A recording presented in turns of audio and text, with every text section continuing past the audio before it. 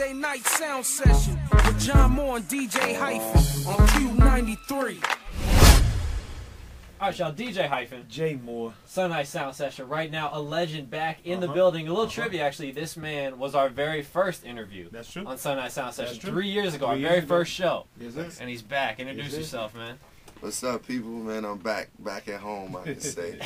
This is Common, C to the O-double-M-O-N. No doubt. Yes, the legendary Common's Com's Corner. in the building. Yeah, Com's Corner. We had Clef's Corner. Com's Corner. Clef made a couple appearances. This is Com's Corner right here. Com's Corner, right? Yeah. So, you got the new album, Universal Mind Control, set to drop very soon. Your 8th album. First off, what we're looking at for the date right now? Yeah, we're looking at some part of November. Okay. I originally was like thinking November 11th, but we may back it up a little bit depending on how soon we get the videos out.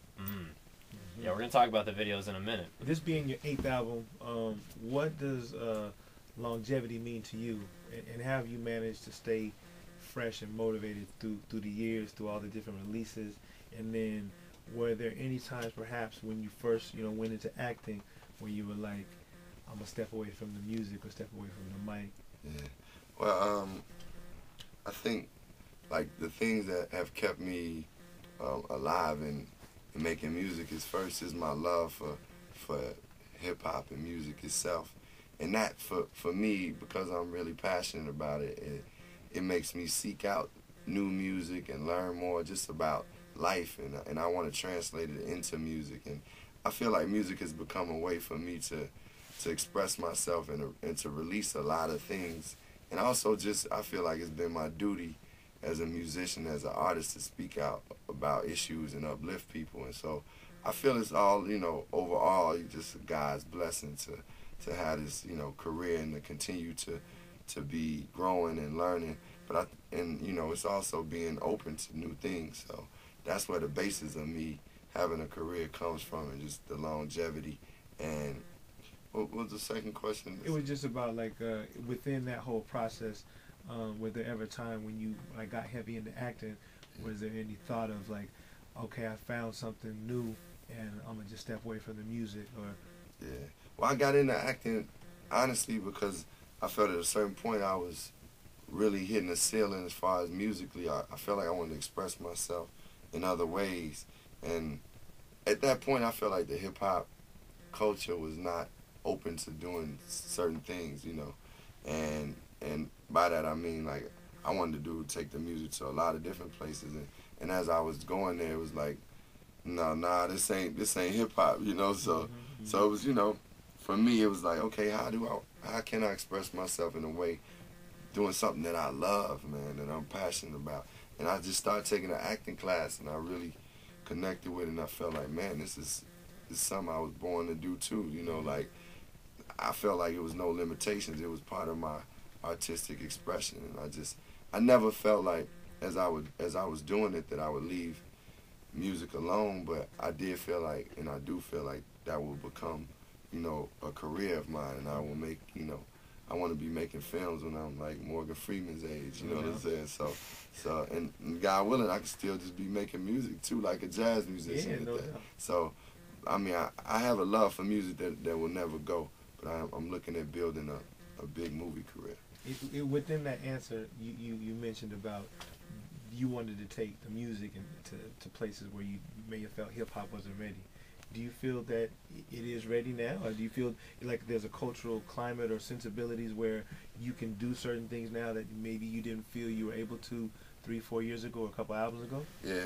Well, I will say, first and foremost, that I thought hip-hop was ready, but, meaning I always had dreams of, like, I'm a dreamer, so I always had dreams like, when I make this album, it's about to be multi-platinum. The world gonna feel it, whether it was Electric Circus or Resurrection. I'm just, that's just how I thought. And though I learned that, yeah, I mean, it was a certain point that the hip hop community was definitely like, look, that's not hip hop. Like you adding these rock guitars and you doing some crazy singing, and it just don't sound hip hop. So I think now, with everything progressing and more music coming on and more of an indie scene coming on, and people, like, you see people dressing in high schoolers in tight jeans and stuff like that. It's a new time now. Like, you know, the kids are kids. We live in Seattle. We know all this talking about. Exactly. So it's like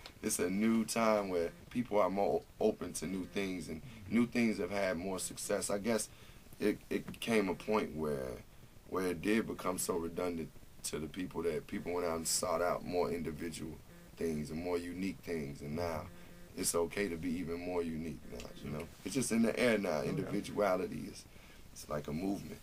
And I like it, though. I like it. Yeah. Do you think it's funny that if Electric Circus had dropped, like, this year, people would be like, yo, this is just a classic, and at the time everyone was like, yo, I don't get it. Yeah, I mean, I definitely feel that Electric Circus would be received differently, you know, if it came out now. But just from the sounds of the music, like, music went to some 80s stuff, you know, a couple of years ago. They've been doing that, and that was what Electric Circus was based on. We were really doing, like, Prince. We were influenced by Prince and Pink Floyd, and just using those type of sounds and doing, you know, working with Stereo Lab and groups like that. And I was really influenced by Radiohead on Electric Circus. So, and I definitely feel that album would be received differently. Do I think that we could improve on some songs? Yeah, I definitely feel that, and that's part of the process of growing as an artist and as a musician. You get better at your song making skills, you know. Yeah, well, let's talk about the new album, Universal Mind Control. Of course, originally called Invincible Summer. Yeah. Had to push it back a little bit. Had to change Invincible Winter. Yeah, change that up a little bit. So, this time around, the last two albums you worked heavily with Kanye. This time, I think he was busy with the Glow in the Dark stuff. Yeah. You're like, yo, I'm going to kind of branch out. Explain to the people again why you wanted to do that and who you decided to work with. Yeah, well, I think one of the primary reasons I wanted to do that was just to keep it fresh. When I look at the albums B and Find It Forever, those two albums are probably the closest sounding albums I ever made, you know, consecutively. And I felt that, you know, to keep me and Kanye fresh and enthused about working and creating, I felt that, and to keep my fans, you know, and people in the music just awake, I had to do something new, you know, and that's just how I approach music. It's like making, you know, when you having, you know, a relationship with your girl, you want to try different things, you know what I mean? I'm just, you know, you can't just do the same thing all the time. You know, you can't keep it stale. So I wanted to do something fresh, and I bumped into Pharrell, and we were talking about making some music, and I really was like, wanted to work with Pharrell and the Neptunes as a whole, not just be like make one song with them and then peace.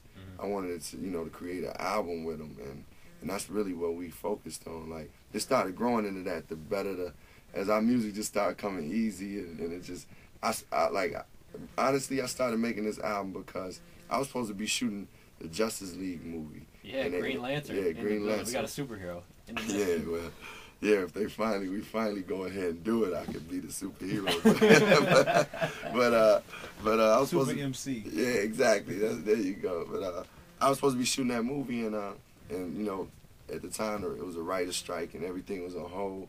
And I was sitting around just twiddling my thumbs, and I was like, wait, I'm a rapper. I could do an album, you know. So I just started working. And no writer's strike for you. Yeah. So Pharrell and I just started working, and man, the music was coming so naturally, and Chad was just adding so much. And then Mr. DJ came along and just created some special stuff. And I felt like the album, I didn't have to have, you know, to do anything with anybody else, really, whether it was Kanye or whomever. I felt like I created the sound that we wanted, which was something new sounding, and it had the foundation of hip-hop. And Kanye agreed, which was great, you know.